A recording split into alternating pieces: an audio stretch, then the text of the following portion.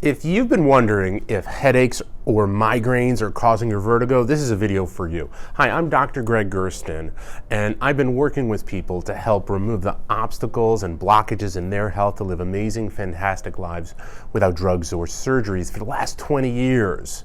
And today I want to share with you the connections that may be happening that connect headaches or migraines to your vertigo. So these are both, so you know, really are symptoms, headaches or migraines or vertigo. They're symptoms. They're usually not the causes of problems, but they're the way our body says, you're not right, you're messed up. You need to stop what you're doing and settle down. And most times the ways the body works is that when things become worse and worse and worse and worse, they wind up doing things to put you flat on the ground so that you don't do any more damage to yourself.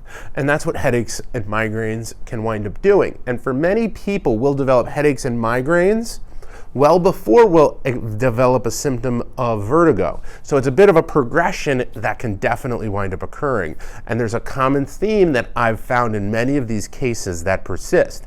And it has to do with the cervical spine and neck. If your cervical spine has been out of place, it can wind up causing you to have headaches, migraines, or vertigo. It winds up putting stress and strain on the spinal cord that says we need help.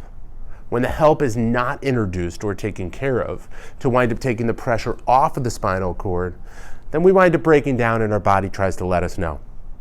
If you've been having headaches or migraines, let's connect.